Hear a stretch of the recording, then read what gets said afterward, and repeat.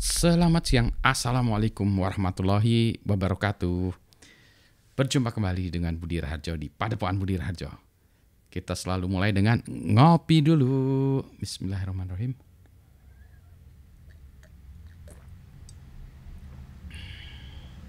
Ini nyoba kopi baru, dikasih kopinya namanya Smoking Barrel. Tireless Tuesday, jadi dia kasih ya weekend booster tuh katanya deh. Yang ini hari Tireless Tuesday, karena ini hari Selasa, tireless, harusnya nggak capek. Sebentar lagi saya ngajar, tapi mau cerita dulu ya. Jadi tadi pagi saya di Sespima Polri. Jadi mau cerita tentang presentasi saya tadi. Ini terkait dengan penggunaan teknologi informasi, media sosial dan lain sebagainya, ya, dikaitkan dengan penyebaran informasi, intoleransi, radikalisme gitu ya, dan seterusnya gitu. Ada pertanyaan yang menarik dilontarkan saya. Presentasinya sih nantilah kapan saya cerita. Tapi ada satu pertanyaan yang menarik bagi saya. Pertama ini adalah, Pak, kenapa bukan kenapa sebenarnya, bagaimana sikap perguruan tinggi, kan saya dianggap dari akademisi ya, menyikapi banyaknya mahasiswa yang terpapar paham radikalisme. Ya sebetulnya sih bukan hanya mahasiswa ya, tapi banyak lah ya dari segala macam kalangan gitu. Tapi pertanyaannya, kok mahasiswa bisa kena ya?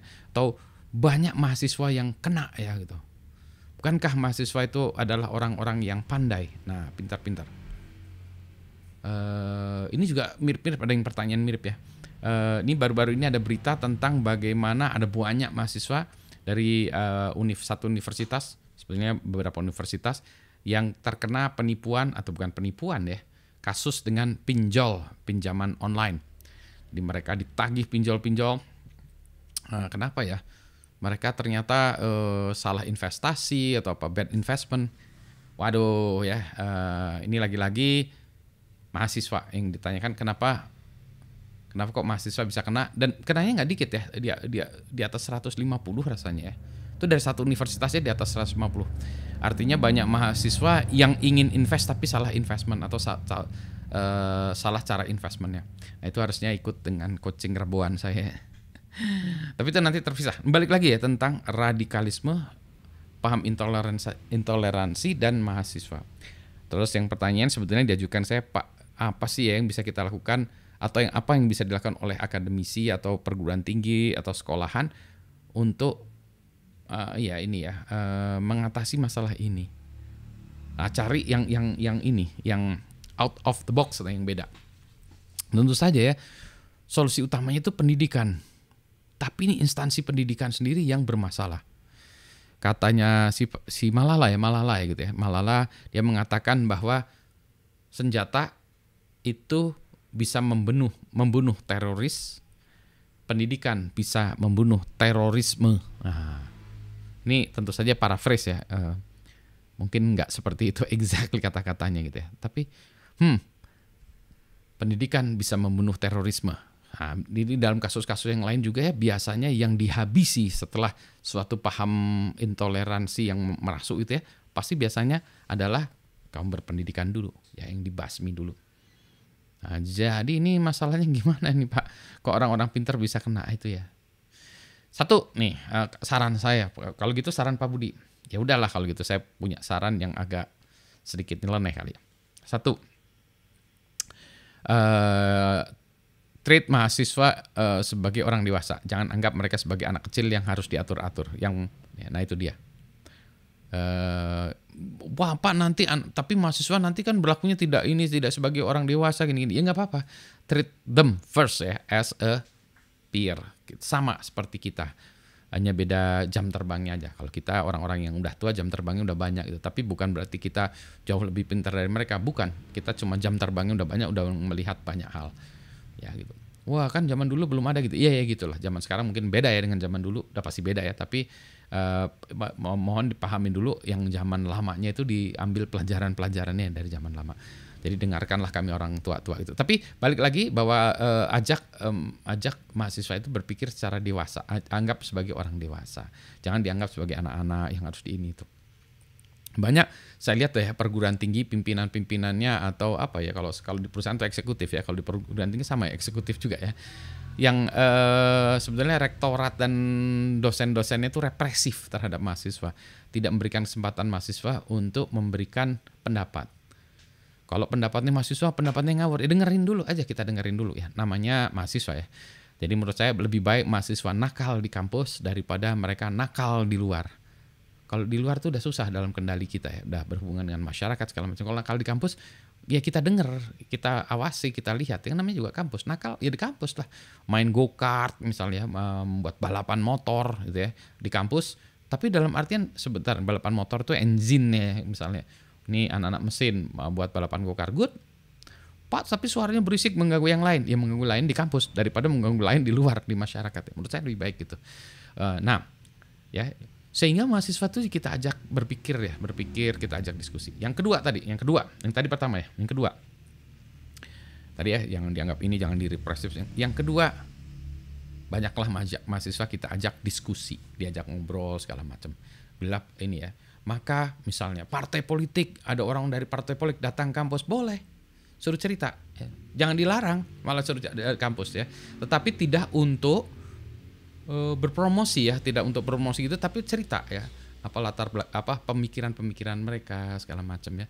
Mari kita debat dari konsep-konsepnya, pemikiran gitu ya. Nah itu makanya kita diskusikan di kampus ya.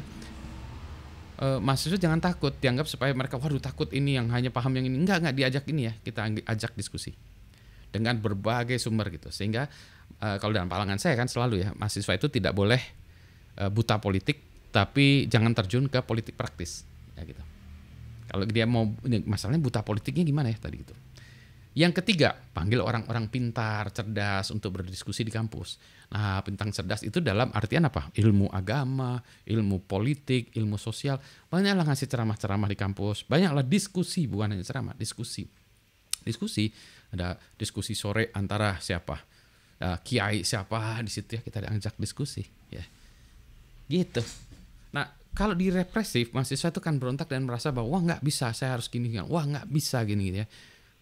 Nah itu ya, jadi mereka tidak menganggap dunia kampus itu sebagai dunia neraka, maka mereka akan mencari surga dalam kacamata mereka, yaitu dengan pemikiran-pemikiran baru, ya, values yang bagus menurut mereka, setidaknya baru menurut mereka lagi-lagi. Padahal kadang-kadang mereka itu value yang lama di recycle, yang mana mereka juga pemahamannya terbatas ya, tidak memahami sejarah yang panjang gitu. Kalau dijelaskan sejarahnya kayak gini nih, lihat nih kayak gini, ini kejadian yang dulu kayak gini gitu. Sehingga kita bisa melihat oh iya value-nya gitu.